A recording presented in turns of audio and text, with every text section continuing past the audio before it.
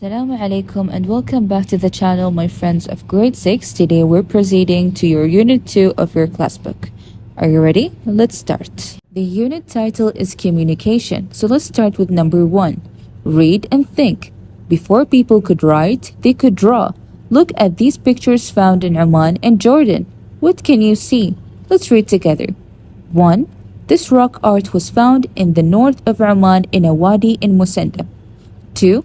This rock art was found in the south of Jordan in Wadi Rum. So why do you think these pictures were drawn? I will leave a space for you to think. Number 2, read and label. We still use pictures today to communicate. Sometimes we use simple pictures to show real things. Look at these pictures. What do they show? Write the word under each picture. So what do you think this is? Correct, it's the sun. What about this? Scissors. And the last one is correct, rain. Great. Moving on to number 3, look and talk. Look at these symbols that we see around us every day. What do the symbols tell us? Discuss your ideas with a friend. Look at the pictures carefully and discuss together because you will need them in the next activity. So moving on to number 4, read and match. Read the messages below and match them to the symbols. Write your answers on the road. Okay, I will give you time to solve this alone, then we will review the answers. Ready? Woo! Great, so the answer for A was already done for us is 3. People can cross the road here. B was answer 6. What is it? 6. Disabled parking. C was 4. Don't turn left. D was 8. No smoking. E is 2. Don't throw rubbish here. F is 5. Turn right. G is 1. Park your car here. And H is 7. Look out, camels crossing the road. These are very important symbols, so don't forget about them. Next is look, listen, and write. We use our face, our body, and our voice to communicate. Look at the pictures below. They show us how we use our face to help us communicate.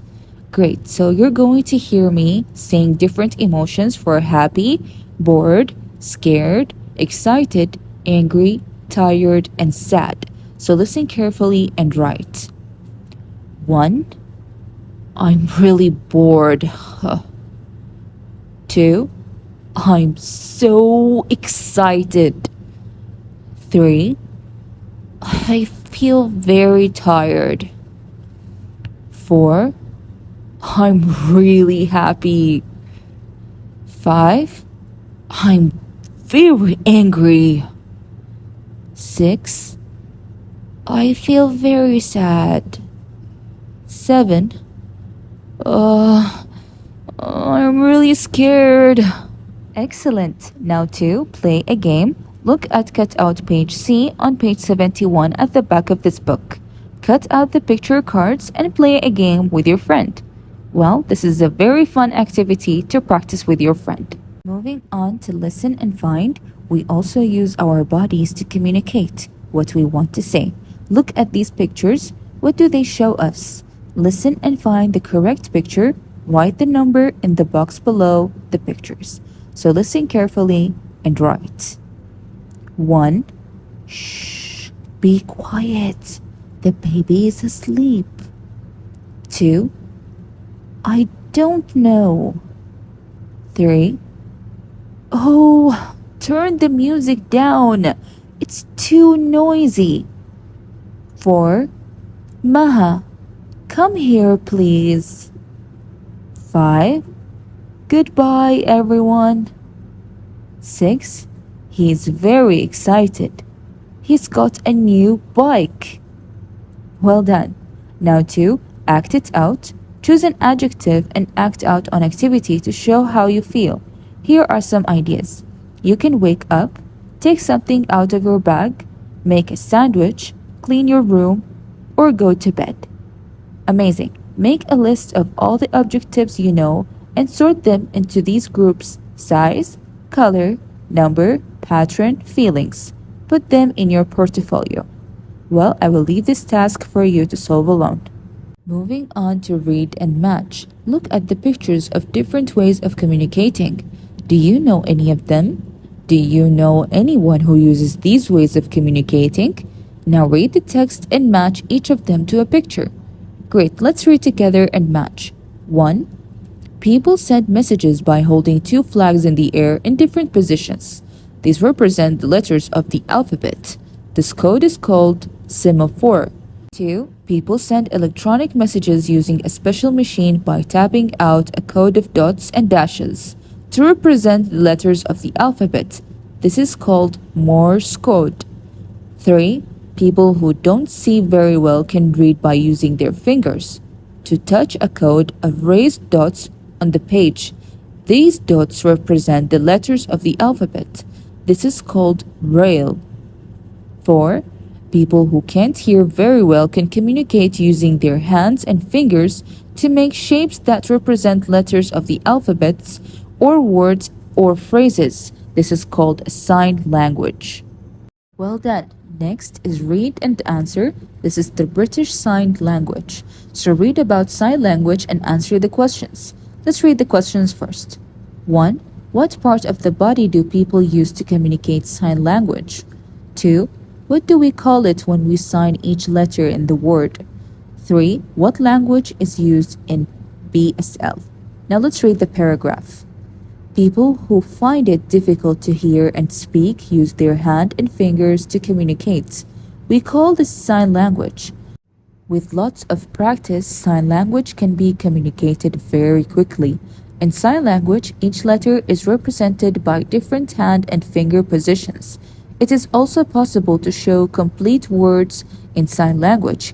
Words can be communicated by spelling each individual letter in the word. This is called finger spelling.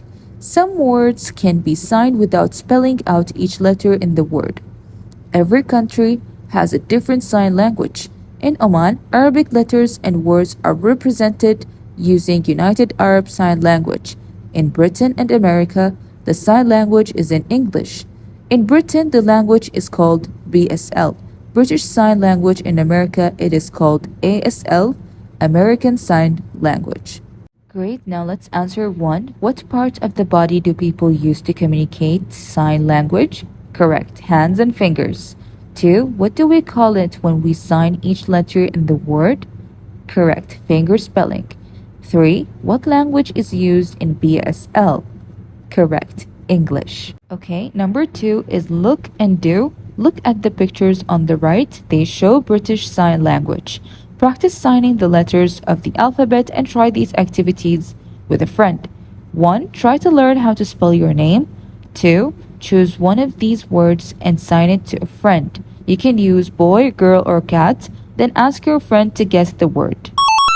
Moving on to read. This is a true story about a girl's life. This kind of story is called a biography. Read the story and find out how the girl learned to communicate with other people. This is the story and the life of Helen Keller. So let's read together. Helen Keller was born on 27 June 1880 in Tuscumbia, a small town in the USA. She was a normal, healthy baby. But when Helen was only 19 months old, she became very ill. Helen's mother and father thought she was going to die. Fortunately, she didn't die, and her parents thought she was well again.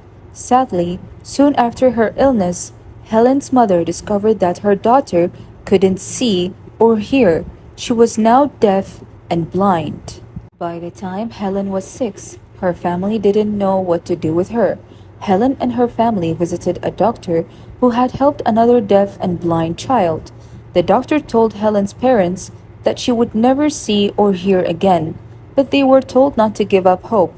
The doctor believed Helen could be taught. He suggested that they should visit a local expert on the problems of deaf children. This expert was Alexander Graham Bell, the inventor of the telephone. Alexander Graham Bell suggested that Helen's parents should write to the Perkins School for the Blind and ask for a teacher for Helen. Annie Sullivan, who went to the same school when she was a child, became Helen's teacher. In March 1887, Annie arrived in Tuscumbia to live with the Kellers as Helen's teacher. Annie immediately began to use finger spelling in Helen's hand to name objects. Helen quickly learned the finger spelling patterns, but thought it was a game and did not understand that they were the names for objects. One day, Annie took Helen to the water pump. As she pumped the water over Helen's hand, Annie spelled out the word WATER in the girl's free hand. Suddenly, Helen realized that the liquid coming from the pump had a name, water. Now she understood that there were names for everything. She was very excited and wanted to learn the name of everything she touched. She also asked for Annie's name. Annie spelled the name teacher on Helen's hand. Helen learned 30 words by the end of that day, and she never stopped learning. Helen's progress was amazing. Very soon, Annie was teaching Helen to read with Braille and to write with both ordinary and Braille typewriters. When Helen was 8 years old, she left her home with Annie to go to the Perkins School for the Blind in Boston. She learned quickly and had an excellent memory for details. Because of her ability to learn and remember so quickly, she was called the Miracle Child by some people. At the end of school, Helen decided she wanted to go college. She was quite famous and many colleges wanted her to attend. She chose the one college in America that did not want her, Radcliffe College. They thought she couldn't compete with students who could see and hear. This made Helen determined to go to Radcliffe College. She passed her entry exams and then, with Annie Sullivan as a translator, attended regular classes. She successfully completed her studies and graduated in 1904. While Helen was at college, she wrote a book called The Story of My Life. Later on, she wrote 2 more books about her life. Helen became very famous and spent much of her life traveling the world giving lectures and telling people how they could help the blind and deaf. As she got older, Helen stopped traveling and spent more time in the USA helping to raise money for deaf and blind people. She was often seen walking in the garden, talking to herself with her fingers. She died on 1st June 1968. Okay, next is read and answer. Read this email and answer the questions. Let's see the questions together first. 1. Who is the email from? 2. Who is the email to? 3. What code did David learn in Scouts? Now let's read the email. Dear Ahmed, hello again. How are you? I'm fine. I'm really excited as I have just joined the Scouts. Are you a Scout yet? In Scouts, we're learning about different ways of communicating. I'm really enjoying it. This week, we looked at different ways of communicating in codes. Today, we had fun because we learned about sending messages in semaphore. Do you know what semaphore is? I didn't, but now I know that it's a way of sending messages using 2 flags to someone standing a long way from you. Do you know any codes? If you do, send me a message in code. Bye for now, David. Great, so the answer for 1, who is the email from? It's from David. And who is the email to? It's for Ahmed. Now 3, what code did David learn in Scouts? Yes, semaphore. Well done. Now 2, listen and number. Listen to the information about semaphore and number the pictures. Listen carefully and do the numbering. 1.